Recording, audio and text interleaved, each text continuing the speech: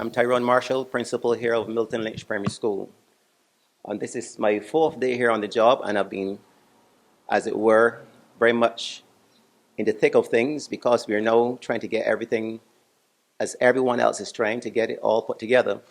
But obviously, my slight drawback would be that I've just come into this protocol experience. I left Gardner Waters Primary School with everything seemingly in place, and now the team here, and it seems like a great team, they put things in place, but now I'm now learning the ropes. But what we will promise this school, and promise all and sundry, that we, by God's grace, will be ready by Monday morning. The nation's children should be in a good place. But we have a number of things to still do. Sanitation work still has to be done. We are still doing some plumbing, but I think this is the experience of all schools. But what will happen is that because we have a collective agreement here, we have a team effort, things will be in place. What is the role of the school? The school's role is just over 200. Because we have smaller numbers, we can all, the teachers felt here, the team felt that we can accommodate all of our children. So they'll be coming face to face, 5 days a week, and we'll go from 9 to 2. Teachers working right through their lunchtime, and so everything finishes at 2 o'clock for those 5 days a week. That was something that teachers wanted to do? Because we understand the importance of supervision. We understand that these children must be cared for at every step. We've made the sacrifice, we'll work through our lunch period, and that will suffice, and that will make things run a bit more smoothly. Like you know, this is a foreign experience for every one of us. When we see the nation's children, because we will put things in place, but we have never had to deal with this. We don't have anything to look back on to say, well, we know better. We're now starting from scratch here, so the whole process is we'll put the general things in place. The spacing, all the protocols you would have heard about. But when the children come, we'll do our tweaking and our fine-tuning. But what we will make sure is that these children are well taken care of. I'm Orlain Benn, the principal at the Christchurch Girls' School. All right, Ms. Ben, just tell me a bit about how the preparations for the reopening of schools in light of the coronavirus pandemic has been going so far. It has been tedious. It has been very stressful in some instances, but I believe that we are about 80 to 90% prepared. We have had, the real challenge is to provide enough space in the classrooms and to make sure that the children and the teachers are comfortable. However, a lot of the furniture had to be removed, and then we don't have any storage, so that is posing a challenge. I've had to reduce class sizes. So we have gone from a situation where you would have had about 25 students in a class down to, we're trying to keep it to a minimum of 16, 17, maybe maximum.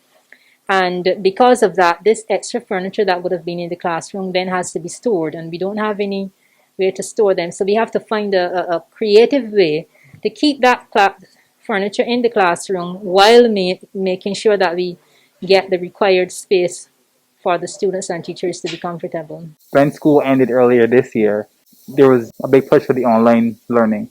Will that element be incorporated going forward in any way? Definitely. We are going to be utilizing the Google Classroom. At least one day a week, an age group will have to stay home, and they will be taught online.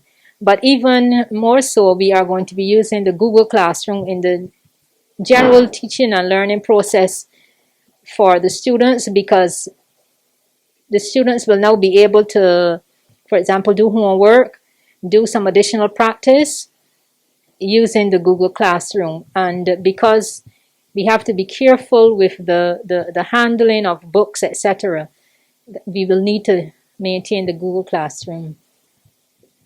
Before we started recording, you had mentioned that the primary schools are a bit different to the secondary schools, wherein the budgetary confinements are a bit different. And I had asked you, maybe will you be reaching out to parents a bit more to see if they can get more involved to assist in some of the things that you may need at this point? Yes, we have scheduled, actually I have made that appeal 2 times already for the week. We have scheduled year group meetings with the parents, and that is the first thing that I'm asking them, if there is any way that they can assist the school manpower if they can. If it's financial, that is quite fine. There are a lot of like hand sanitizers, and we have been able to get some donations based on that. I held a meeting yesterday, and I was able to get a parent who decided that he was going to ask his company to donate some hand sanitizer, because that is something that we're going to need a lot of. And there are parents who have agreed to volunteer their time to come and help with the sanitization process on morning, because I think that is going to be one of our most difficult hurdles, where the children are going to be coming at different times, and we may not necessarily have the space available to keep them as safe as they can. And that is something that I'm speaking to the parents about when we're having these meetings. That is one of the first things that we're talking about. We want the parents to work with us to ensure that they speak to the children about some of the habits that they are now have to develop. Because remember, a lot of these children, in fact not a lot, most of them have been out of school since March.